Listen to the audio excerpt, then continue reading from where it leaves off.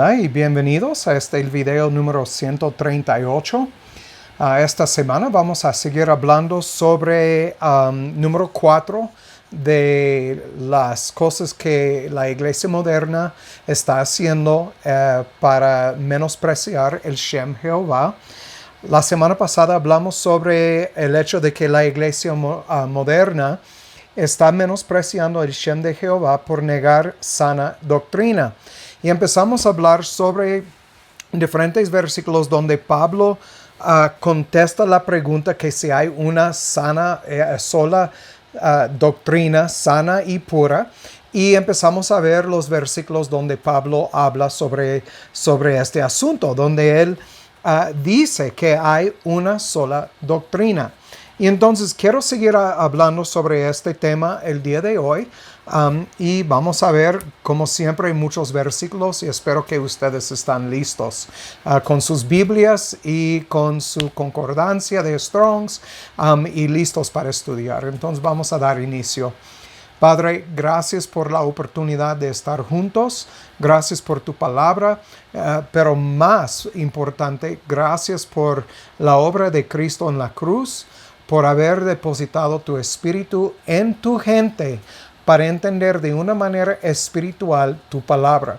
Guíanos siempre en estos estudios y que sean tus palabras que miramos para crecer y madurar en nuestro caminar con el Cristo. Te damos gracias en el nombre de Cristo. Amén. Muy bien, vamos a empezar en el libro de Tito, capítulo 1, el versículo 9. Aquí Pablo, hablando sobre los requisitos de un obispo, dice que deben de ser retenedores de la palabra fiel como le ha sido enseñada, para que también pueda exhortar con sana doctrina y convencer a los que contradicen. Y entonces aquí otra vez miramos que un requisito del obispo, el obrero de nuestro Dios, que un requisito es que esta persona entiende y enseña sana doctrina. Obviamente no podemos hablar de cualquier doctrina. Hay una sola doctrina que es sana y pura, y vamos a seguir hablando sobre esto. Vamos al libro aquí también en Tito 2, 1 y el versículo 7. 2, 1 y el versículo 7.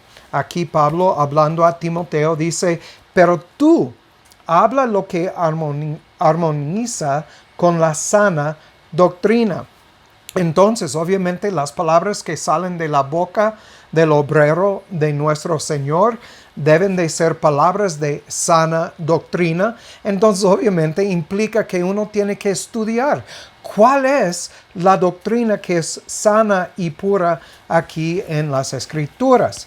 Y en el versículo 7 dice: presentándote tú en todo como ejemplo de buenas obras, en doctrina, mostrando integridad, honestidad, sinceridad.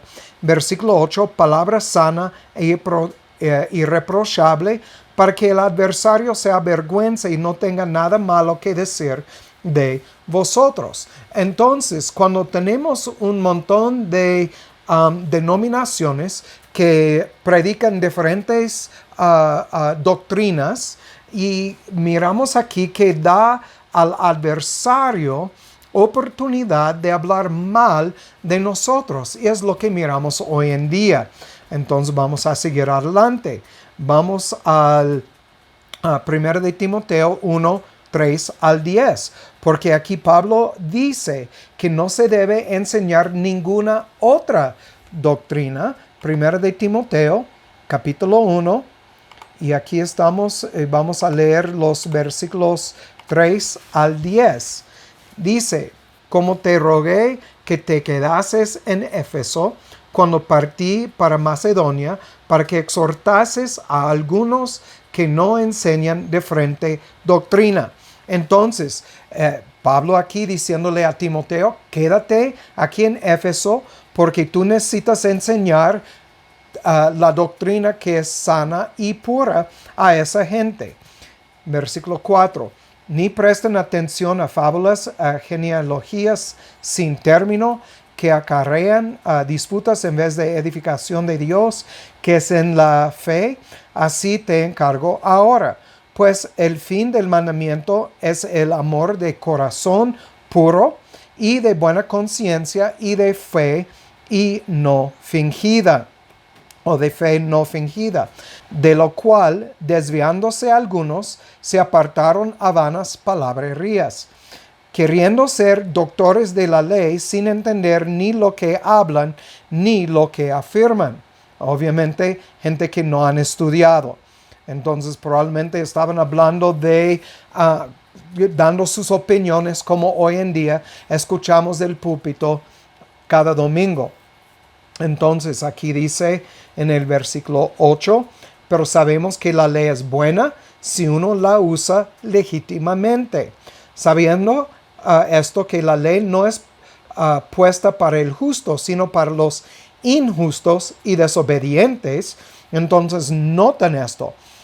Para los justos, los justificados por Cristo, dice que la ley no es puesta para ellos, sino para los demás, los injustos y desobedientes, para los impíos y pecadores, para los malos y profanos, para los parricidas y matricidas, para los homicidas, para los fornicarios, para los sodomitas, para los secuestradores, para los mentirosos y perjuros, para cualquier otra cosa que sea contraria a la sana doctrina. Entonces, cualquier cosa que opone sana doctrina, entonces la ley está puesta para ellos. Dice, no es puesta para el justo. Entonces, es puesta para todos los demás, incluyendo los que andan, como dice aquí, otra cosa que sea contraria a la sana doctrina. Entonces, cuando hablamos de sana doctrina, miramos aquí unas palabras bien fuertes, que los que predican cualquier otra cosa, que están enseñando algo en contra de la sana doctrina, la ley está puesta para ellos. Uno no quiere caer bajo la ley. Entonces, pero por menospreciar el Shem Jehová, hay muchos, pero muchos que van a caer bajo la ley. Entonces, como dice aquí, los justos no es para ellos. Obviamente estamos hablando de la eclesía, porque son los únicos que fueron justificados en la cruz. Entonces hay que recordar esto. Entonces, ¿qué implican todas estas palabras de Pablo? Y quiero hablar de unas cosas que implican. Implican que hay una sola doctrina que el seguidor del Mesías debe conocer y debe de seguir. Una sola doctrina. También implican sus palabras que nos presentan con una pregunta obvia. ¿Cuál es esa doctrina? ¿Es la de los bautistas? ¿Es la de los pentecostés? ¿Es de los católicos, mormones, testigos de Jehová, metodistas? ¿Quién? ¿Cuál y de quién es esta doctrina? Y sus palabras también nos presentan con otra pregunta. ¿Hay una denominación que trae la pura y sana doctrina que es bíblica, que de verdad está basada en las Escrituras? Entonces, la respuesta que les voy a dar ahorita les va a sorprender. La respuesta es no. No hay ninguna denominación que enseñe la pura y sana doctrina. La que Pablo habla en todos estos versículos que hemos visto, la que las Escrituras enseñan, porque no se trata de participar en una denominación. Yeshua no vino promoviendo ninguna denominación, sino fe y obediencia en toda la palabra, todo el consejo de Jehová Dios. Y voy a explicar lo que quiere decir cuando digo que no debe de participar en ninguna denominación. Cuando me preguntan, Ricardo, ¿cuál es tu denominación? Siempre digo, dime cuál denominación es Cristo y te voy a decir cuál es mi denominación. Es porque Cristo no es de ninguna denominación. Cristo es la verdad. Y nosotros debemos ser seguidores del Mesías. Esto es lo que quiere decir cristiano. Bautista no quiere decir cristiano. Metodista, testigo de Jehová, mormón, católico, cualquier otra cosa no es seguidor de Cristo. Y voy a explicar porque la palabra denominación tiene un significado. Entonces, quiero explicar un poco sobre esta palabra, porque viene de la palabra primaria del latín denominare. Está compuesta de dos palabras. De, que es un adverbio latín que indica una separación entre dos cosas. Y se traduce bajo, hacia abajo y también quitar. Nominare, que es de la palabra griega onoma, quiere decir nombre o autoridad, como sabemos del griego. Entonces, juntos quiere decir llamar por otro nombre lo que no es su propio nombre. O también miramos es quitar de la autoridad. En el español nosotros usamos la palabra apodo, cuya definición, según el diccionario, es nombre que se da a una persona en vez del suyo propio. Entonces, ¿cuál es el nombre propio de la eclesía? Es seguidor de Cristo, cristiano, pero es de la eclesía. Entonces dice nombre que se da a una persona en vez del suyo propio y que generalmente hace referencia a algún defecto, cualidad o característica particular que lo distingue. Entonces, pensando en denominaciones y esta definición, ¿cuál es la cualidad o característica o defecto cuando usamos la palabra bautista, pentecostés, mormón, católico, testigo de Jehová, metodista, cualquier otra denominación que uno puede nombrar, porque son cientos, si no miles de denominaciones? Entonces, cuando aplicamos esta idea a la iglesia moderna, ¿cuántos apodos o cuántas denominaciones hay? Como dije, sin duda más de 100 y tal vez más de 1000 o miles de apodos. Entonces, cuando hablamos de esto, hablamos de quitar la autoridad del nombre propio de la eclesía. ¿Cuál es el nombre propio? Pues si Cristo es la cabeza y somos el cuerpo de Cristo, somos los llamados fuera, los justificados por su obra en la cruz, y somos entonces seguidores del Mesías. Es de lo que quiere decir cristiano. Entonces, cuando me preguntan, ¿cuál eres tú? ¿De cuál denominación eres tú? Digo, soy seguidor del Mesías, seguidor de la verdad, porque no pertenezco a ninguna denominación. Pertenezco a Cristo. Cristo me compró por un precio muy alto. Entonces, cuando miramos que por miles de años el Shem de Jehová ha sido menospreciado, entonces hoy ni se sabe cuál es la verdad. Todos predican que traen y todos predican que traen la verdad. Entonces, por miles de años, por menospreciar el Shem de Jehová, ¿cómo uno puede entender, comprender, saber cuál es la verdad? Si ustedes han visto el primer video que subí en este canal, hablo de la verdad. Cuando Pilato le preguntó a Cristo, ¿qué es la verdad o cuál es la verdad?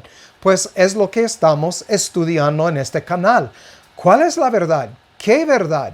¿A quién pertenece? Pues sabemos que pertenece a Cristo y no más. Muy bien.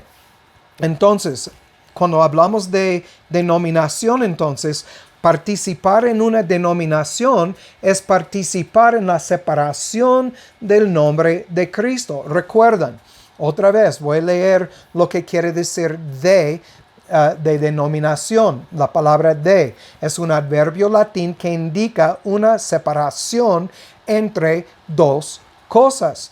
Entonces, cuando participamos en una denominación, estamos participando en la separación del nombre de Cristo o la autoridad de Cristo por separar su nombre en tal vez miles de partes.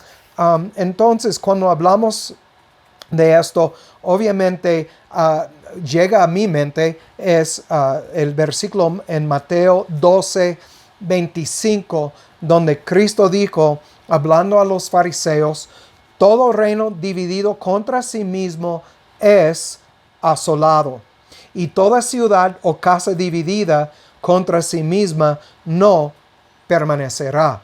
Y este es el caso con la iglesia hoy en día. No va a permanecer. Cristo dijo, los que permanecen hasta el fin serán salvos. ¿Quiénes son estos? Es la eclesia, los llamados fuera, los pro orizo, los predestinados, y es por eso que he puesto tanta énfasis en Ezequiel 36, capítulo 36, 22 al 32 y Jeremías 31, 31 al 33, porque para tener sabiduría espiritual, para entender las escrituras de una manera espiritual, Dios tiene que regenerar el corazón, cambiando esta piedra a carne. Tiene que poner un nuevo espíritu en nosotros, poner su espíritu en nosotros, y así empieza su obra y nosotros vamos a crecer y madurar en pura y sana doctrina. Quiero recordarles también de unas palabras de Pablo. Vamos a Efesios 4, 4 al 6. Efesios 4, 4 al 6 y después 13 hasta 16. Aquí dice Pablo, un cuerpo, un espíritu, como sois también llamados en una misma esperanza de vuestro llamamiento. Notan el uso de la palabra uno y un aquí en estos versículos.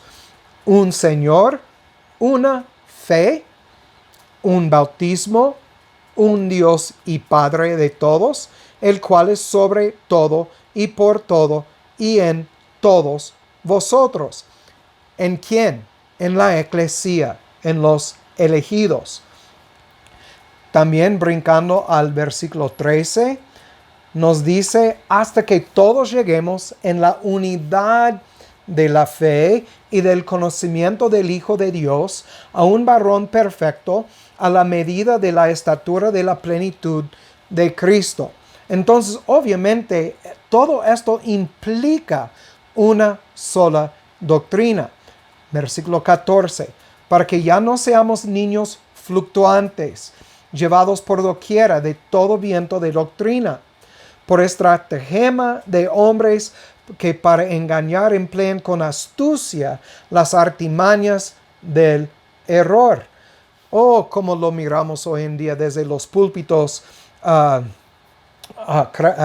través de México, los Estados Unidos, Canadá y atrevo a decir todo el mundo. Dice en 15, antes hablando la verdad en amor, notan la verdad, una sola verdad en ágape, crezcamos en todas las cosas en aquel que es la cabeza, en Cristo. Cristo no está dividido contra sí mismo. Entonces nosotros, si somos parte de su cuerpo, tampoco debemos estar divididos. Obviamente implica una sola doctrina. Versículo 16. De quien todo el cuerpo, bien ligado entre sí. Ligado es conectado entre sí, unido por lo que cada coyuntura suple, conforme a la eficacia y medida de cada miembro, hace que el cuerpo crezca para la edificación de sí mismo en ágape. Entonces, no podemos escapar la verdad de que hay una sola doctrina y que el cuerpo de Cristo va a seguir esta doctrina y va a predicar esta doctrina y va a vivir esta doctrina. Vamos ahorita a Hechos capítulo 9. Hechos capítulo 9. Y aquí vamos a leer todo el capítulo del 1 al 18. Y vamos a contestar esta pregunta. ¿Era Saulo un ateo como usamos la palabra hoy en día? Vamos a ver lo que dice aquí en capítulo 9. Y Saulo, respirando aún amenazas y muerte contra los discípulos del Señor, fue al sumo sacerdote y pidió de él cartas para las sinagogas de Damasco, para que si hallase algunos de este camino, hablando de los cristianos, ya fuesen hombres o mujeres, los trajese presos a Jerusalén. Y yendo él por el camino, al acercarse a Damasco, súbitamente le cercó un resplandor de luz del cielo, y cayendo en tierra, oyó una voz que le decía: Saulo, Saulo, ¿por qué me persigues? Y él dijo: ¿Quién eres, Señor? Y el Señor dijo: Yo soy Jesús, a quien tú persigues. Dura cosa te es dar coces contra los aguijones. Versículo 6. Y él, temblando y temeroso, dijo: Señor, ¿qué quieres que yo haga? Y el Señor le dijo: levántate y entra en la ciudad, y se te dirá lo que debes hacer. Y los hombres que iban con Saulo se pararon atonitos, oyendo a la verdad la voz, pero sin ver a nadie. Dice, entonces Saulo se levantó de tierra y abriendo los ojos no veía a nadie, así que llevándole de la mano lo trajeron a Damasco. Y estuvo 3 días sin ver y no comió ni bebió. Y había un discípulo en Damasco llamado Ananías, al cual el Señor dijo en visión: Ananías. Y respondió: heme aquí, Señor. Y el Señor le dijo: levántate y ve a la calle que se llama Derecha, y busca en casa de Judas a uno llamado Saulo de Tarso, porque he aquí él ora. Y ha visto en visión a un varón llamado Ananías, que entra y pone sus manos sobre él para que recobre la vista. Entonces Ananías respondió: Señor, he oído de muchos acerca de este hombre, de cuántos males ha hecho a tus santos en Jerusalén. Y aún aquí tiene autoridad de los príncipes de los sacerdotes para prender a todos los que invocan tu nombre. Y le dijo el Señor: ve, porque instrumento escogido me es este, para que lleve mi nombre en presencia de los gentiles, mi autoridad en presencia de los gentiles y de reyes y de los hijos de Israel, porque yo le mostraré cuánto le es necesario padecer por mi nombre. Y Ananías fue y entró en la casa, y poniendo sobre él las manos, dijo: hermano Saulo. Notan aquí, usando la palabra hermano, Saulo, el Señor Jesús, que te apareció en el camino por donde venías, me ha enviado para que recobres la vista y seas lleno del Espíritu Santo. Y al momento le cayeron de los ojos como escamas, y al instante recobró la vista, y levantándose fue bautizado. Entonces, la pregunta es: ¿fue Saulo antes de esto un ateo como nosotros usamos la palabra hoy en día? Y la respuesta es no, en absoluto no era un ateo, pero había caído en una denominación que llevaba el nombre fariseo. Noten, se apartó de la verdad. por menospreciar el nombre o el Shem de Jehová, como hemos visto en Malaquías 1:6, Pablo era miembro de una denominación. Creía algunas verdades y algunas mentiras. Y en fin, su doctrina no era pura ni sana. Pero Pablo, por seguir las tradiciones de sus padres, había menospreciado el Shem Jehová igual como sus padres. Y esto es lo que miramos hoy en día en la iglesia moderna. Yo por 15 años enseñaba doctrina bautista. Aprendí de mis padres, los pastores de la iglesia donde yo pertenecía. Aprendí algunas verdades y algunas mentiras. Y en fin, yo menosprecié la palabra de Dios hasta que me encontró en el camino a Damasco, mi propio camino a Damasco. Y me abrió la vista. Entonces, este es lo que pasó con Pablo. Ahora leemos las palabras de Pablo mismo en cuanto a su llamado en Gálatas 1:1. Vamos a Gálatas 1 y el versículo 1. Dice, Pablo, apóstol, no de hombres, ni por hombre, sino por Jesucristo, y por Dios el Padre que le resucitó de entre los muertos. Entonces Pablo recibió su llamado directamente del Padre y de Cristo, y su enseñanza también directamente de ellos. Entonces, recuerden, leemos que Dios va a enseñar a su propia gente porque ha puesto su espíritu en nosotros. Podemos leer su palabra y discernir, no por nuestro propio espíritu, sino por el Espíritu de Dios que habita en nosotros. Vamos a brincar a los versículos 11 y 12 aquí en Gálatas 1. Aquí dice, mas os hago saber, hermanos, que el evangelio predicado por mí no es según hombre, pues yo ni lo recibí de hombre, ni tampoco me fue enseñado, sino por revelación de Jesucristo. Entonces tenemos que preguntarnos, este tipo de revelación de Jesucristo, como Pablo habla aquí, ¿terminó con Pablo?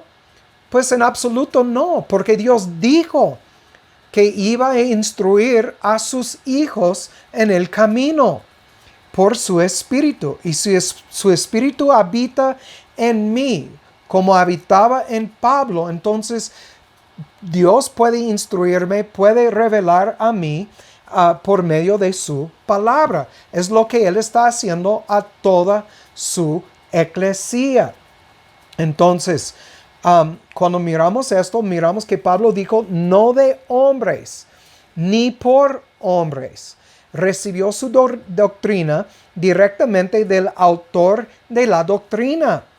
Otra vez, mencionando ambos Jeremías 31 y Ezequiel 36. Entonces aquí vamos a terminar. Seguimos adelante la semana próxima hablando sobre el mismo tema. Entonces, como siempre digo, el que tiene oído para oír, que oiga, y que Dios haga su voluntad en sus vidas. Chao.